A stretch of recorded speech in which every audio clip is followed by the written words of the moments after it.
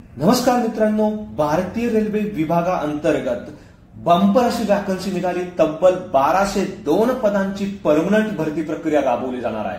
जर मित्रांनो 2024 मध्ये तुम्हाला एक परमनंट असा सरकारी जॉब पाहिजे असेल तर ही भरती तुमच्यासाठी एक चांगली संधी असणार आहे।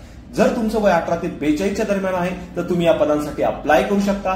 यामध्ये assistant loco pilot, train manager सारखी महत्वाची पदे भरली जाणार आहे। रेल्वे रिक्रुटमेंट सेल म्हणजेच आरआरसीने नुकतेच या संदर्भात भरती प्रक्रिया सुरू केलेली आहे आणि यासाठी मित्रांनो तुम्हाला अर्ज करायचा आहे। तर मित्रांनो, कोण अर्ज करू शकतं, कसा अर्ज करायचा, सर्व काही डिटेल्स मध्ये आपण व्हिडिओमध्ये सविस्तरपणे पाहणार आहोत। त्यासाठी व्हिडिओला शेवटपर्यंत नक्की बघा। चॅनलवरती नवीन असाल तर चॅनलला सबस्क्राईब करा, बेल आयकॉनला प्रेस करा, कारण असेच नवनवीन जॉब रिलेटेड अपडेट मी नेहमी आपल्यासाठी घेऊन येत असतो। चला तर सुरू करू आजचा हा व्हिडिओ। नमस्कार मित्रांनो, रेल्वे रिक्रुटमेंट सेल यांच्या अंतर्गत या ठिकाणी वॅकन्सीज निघाल्या आहे। याचे डिटेल्स तुम्ही या ठिकाणी बघू शकता आणि यासाठी इच्छुक आणि पात्र उमेदवारांकडून 13 मे 2024 पासून 12 जून 2024 पर्यंत अर्ज मागवले जात आहे। यामध्ये मित्रांनो खाली गेल्यानंतर तुम्ही बघू शकता अप्लाय करण्यासाठी सर्वप्रथम तुम्हाला ऑनलाईन पद्धतीने www.rrcser.co.in या संकेतस्थळावरती येऊन अर्ज करायचा आहे। डिटेल्स तुम्ही या ठिकाणी बघू शकता। असिस्टंट लोको पायलट या पदासाठी या वॅकन्सीज असणार आहे। टोटल 827 पदांसाठी या वॅकन्सी असणार आहे। यामध्ये कॅटेगरी वाईज डिस्ट्रीब्युशन दिलेलं आहे। असिस्टंट लोको पायलट ही पोस्ट असणार आहे आणि पगार देखील तुम्हाला या ठिकाणी जबरदस्त दिला जाणार आहे। जर मित्रांनो तुमची कोणत्याही मान्यताप्राप्त विद्यापीठातून 10वी झालेली आहे आणि आयटीआय झालेला आहे तर तुम्ही या पदांसाठी अप्लाय करू शकता। दिलेल्या ब्रांचमधनं आयटीआय असणं तुमच्यासाठी या ठिकाणी आवश्यक असणार आहे, किंवा जर तुमची 10वी झालेली आहे आणि तुमच्याकडे अप्रेंटिसशिप कोर्स सर्टिफिकेट आहे तरी देखील तुम्ही या ठिकाणी अप्लाय करू शकणार आहे। या व्यतिरिक्त मित्रांनो जर तुमचा 3 वर्षाचा इलेक्ट्रिकल, मेकॅनिकल, इलेक्ट्रॉनिक्स, ऑटोमोबाईलचा डिप्लोमा झालेला आहे तरी देखील तुम्ही या पदांसाठी अप्लाय करू शकणार आहे। यामध्ये कॅन्डिडेटची डिग्री झालेली आहे असे कॅन्डिडेट देखील या पदांसाठी अप्लिकेशन करू शकता।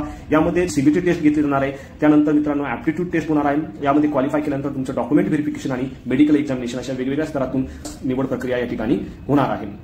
त्यानंतर दुसरी जी पोस्ट आहे ट्रेन मॅनेजर गुड्स गार्डची पोस्ट आहे। त्याचे डिटेल्स तुम्ही या ठिकाणी बघू शकता।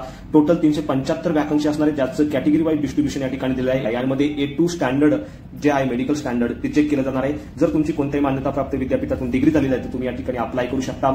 ऑलमोस्ट याची देखील निवड प्रक्रिया वरती दिल्याप्रमाणे असणार आहे, मात्र यामध्ये ऍप्टिट्यूड टेस्ट नसणार आहे। तुमची सगळ्यात पहिल्यांदा सीबीटी टेस्ट घेतली जाणार आहे। त्यानंतर सीबीटी टेस्टला क्वालिफाय केल्यानंतर तुमचं डॉक्युमेंट व्हेरिफिकेशन होणार आहे आणि नंतर मेडिकल एक्झामिनेशन होणार आहे। त्यानंतर काही जनरल इन्स्ट्रक्शन दिलेलं आहे कॅन्डिडेटसाठी, त्या तुम्ही डिटेल्समध्ये वाचून घ्यायचं आहे। यामध्ये एज लिमिट म्हणजे तुमचं वय किती असायला हवं हे देखील तुम्ही या ठिकाणी चेक करू शकता।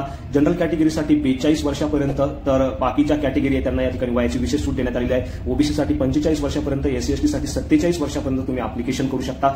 एजच्या प्रूफसाठी तुम्हाला 10वी किंवा 12वीचं मार्कशीट किंवा शाळा सोडल्याचा दाखला at the times of document verification submit करणं अनिवार्य असणार आहे। एज्युकेशन क्वालिफिकेशन ऑलरेडी आपण वरती एक्सप्लेन केलेलं आहे। त्यानंतर फीज, परीक्षा फीज कोणत्याही कॅटेगरी असो तुमची परीक्षा शुल्क तुम्हाला या ठिकाणी भरायचं नाही आहे। त्यानंतर मोड ऑफ अप्लिकेशन तुम्हाला ऑनलाईन पद्धतीने या ठिकाणी अप्लिकेशन करावं लागणार आहे। ऑनलाईन पद्धतीने अप्लिकेशन तुम्ही 13 मे 2024 पासून 12 जून 2024 रात्री 23:59 म्हणजे 11:59 वाजेपर्यंत करू शकणार आहात।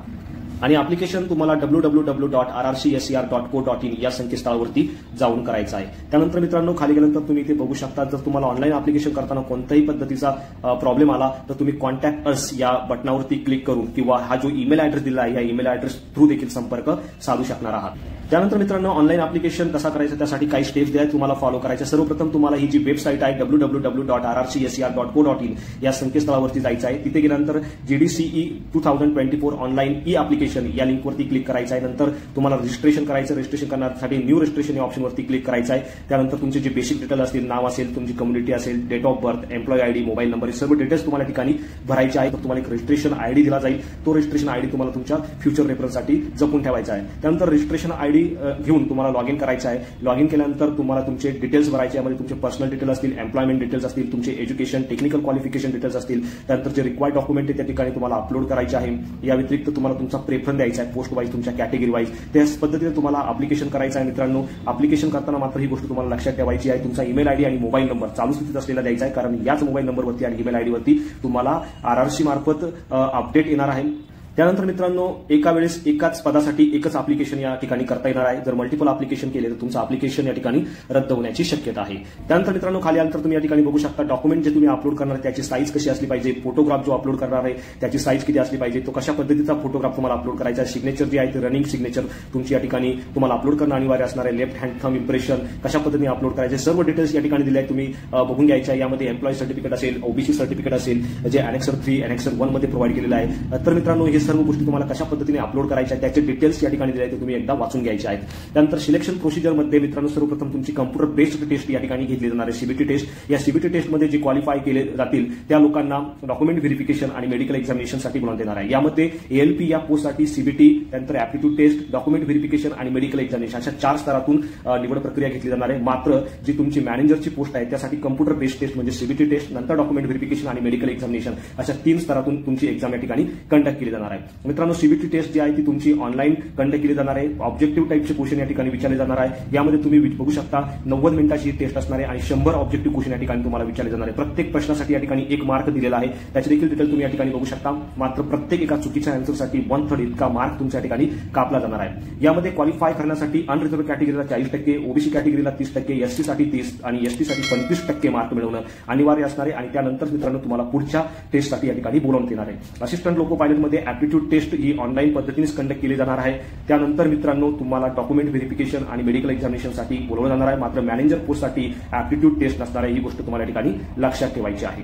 त्यानंतर मित्रांनो खाली गेल्यानंतर तुम्ही ते बघू शकता एक्झामला जाताना कोणकोणत्या गोष्टींची काळजी घ्यायची त्याचे काही डिटेल्स या ठिकाणी दिले आहे. जे तुमचं ई ऍडमिट कार्ड आहे ते वेबसाईटवरती एक्झामच्या अगोदर प्रसिद्ध करण्यात येईल, तिथे जाऊन वेळोवेळी तुम्ही या संदर्भाचं अपडेट घ्यायचं आहे. डॉक्युमेंट व्हेरिफिकेशन आणि मेडिकल एक्झामिनेशनसाठी मित्रांनो तुम्ही ते बघू शकता ज्या लोकांनी ऍप्टिट्यूड टेस्ट किंवा सीबीटी टेस्ट क्वालिफाय केलेल्या अशा लोकांना डॉक्युमेंट व्हेरिफिकेशनसाठी आणि मेडिकल एक्झामिनेशनसाठी बोलावण्यात येणार आहे.